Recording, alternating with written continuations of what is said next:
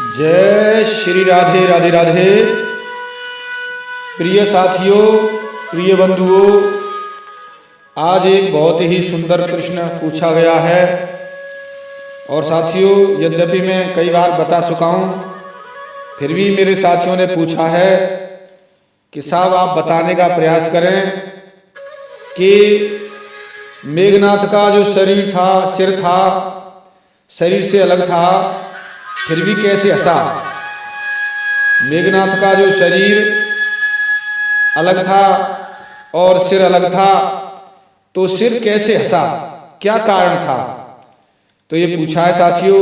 और इसी के मध्य में एक और है कि सलोचना कौन थी, सलोचना लक्ष्मण की पुत्री कैसे थी।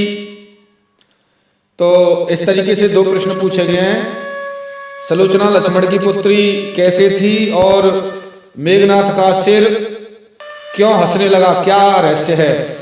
तो साथियों, मैं इस प्रश्न का उत्तर देने जा रहा हूं और जिन्होंने प्रश्न पूछा वो सुन रहे होंगे साथियों, वो बहुत अच्छे हैं, यद्यपि बहुत प्रश्न अच्छे अच्छे करते रहते हैं साथियों। अगर मेरे चैनल पे आप नए हैं, सब्सक्राइब नहीं किया तो कर लीजिए। और साथियों, मैं अब यहाँ से बात शुरू कर रहा हूँ और ये बातें ज़्यादातर साथियों, और जो मेघनाथ का सिर क्यों हंसा, ये कथा प्रमाणित है, शास्त्रों में है। लेकिन ये भी है कि सलोचना शेष जी की पुत्री थी और वासु की पुत्री थी, ये भी शास्त्रों में है। तो साथियों, मैं कुछ कथा के यहाँ से अंश शुरुआत कर रहा हूँ, सुनिए। इस संबंध में बहुत सी कथाएं आती हैं, लेकिन मैं असली बात को बता रहा हूँ साथियों। एक बार माँ पार्वती जी ने भगवान शिव के अंग प्रत्यंगों को विभूति लगाने के बाद सर्पों से सजाया। हर अंग में इतने सर्प लपेट दिए कि अंत में एक सर्प भगवान शिव के हाथ का कंगन बनाकर पहनाने के लिए कम पड़ गया। पार्वती जी ने शेष जी को बुलाकर उन्हें शिव जी के हाथ में कस कर लपेट दिया। तो कस कर लपेट दिया तो पार्वती जी ने इतनी कस के लपेटा कि शेष जी जो आज लक्ष्मण हैं, लक्ष्मण जी शेष जी के तो अवतार हैं, तो उस दर्द को सहन न कर सके और उनके नेत्र से दो बूंद आंसू गिर पड़े। आंखों से आंसू गिरे और उन अश्रु बिंदुओं से, उन आंसुओं से दो कन्याएं उत्पन्न हुई। तो साथियों, लक्ष्मण जी शेष के अवतार हैं और शेष के दाहिने आंख से जो आंसू गिरे थे, सलोचना, और दाहिने आंख के आंसू से सलोचना और बाएं आंख के आंसू से एक थी, दूसरी सुनैना थी। तो साथियों, इस तरीके से दो पुत्रियों को उत्पत्ति हुई शेष जी के आंसुओं से। और इस तरीके से साथियों, यहाँ पर बात आती है कि जो सलोचना जिस समय दिग्विजय की थी रावण ने, और उस संबंध में वहाँ पर सारी दुनिया को हराकर मेघनाथ ने सलोचना का हरण करके विवाह कर लिया था। इस तरह शेष के दोनों अश्रु से लक्ष्मण जी के आंखों के आंसू से सलोचना उत्पन्न हुई थी, शेष जी के आंखों के आंसू से। लेकिन साथियों, वो उनके अवतार हैं लक्ष्मण जी शेष के, तो इन्हीं की ही पुत्री मानी गई है। तो सलोचना लक्ष्मण जी की पुत्री हुई उस दृष्टि से। तो साथियों, यहाँ पर आपके प्रश्न का उत्तर दिया गया है कि साथियों, सलोचना लक्ष्मण की पुत्री कैसे हुई, आपकी समझ आया होगा और मैंने बता दिया है।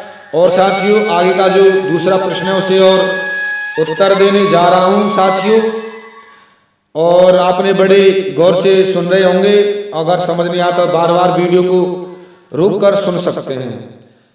तो साथियों, यहाँ पर सलोचना ने कहा, यदि पहले मुझे पता होता, जिस समय की बात है, सलोचना राम जी के पास में गई है अपने पति मेघनाथ का सिर मांगने के लिए।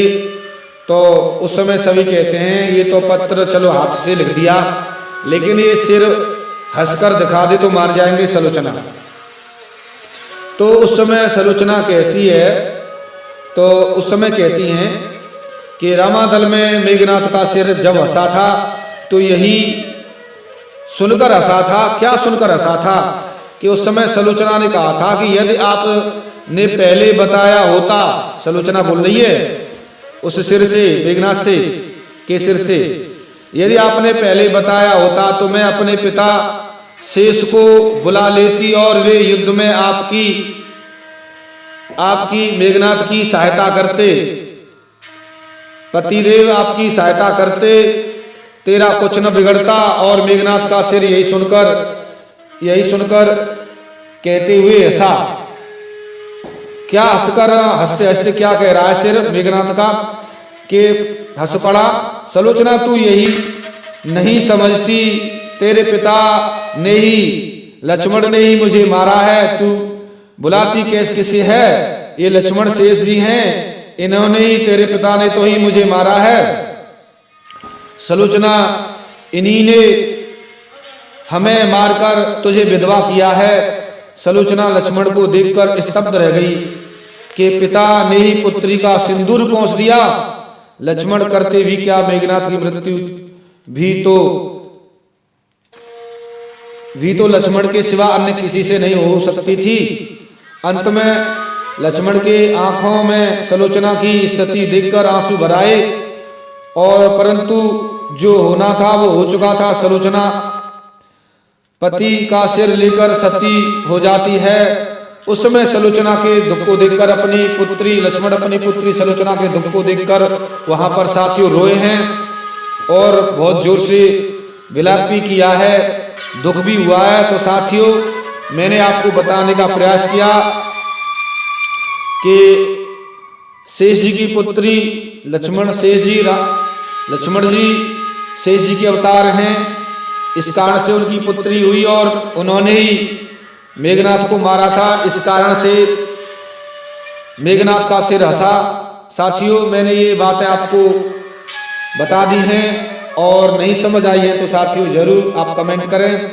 फिर भी आप वीडियो को रोक कर सुन सकते हैं, जरूर समझ आएगी। और साथियों मैं दोबारा भी प्रयास करूंगा बताने का। तो साथियों मैंने आपको ये बातें बताई।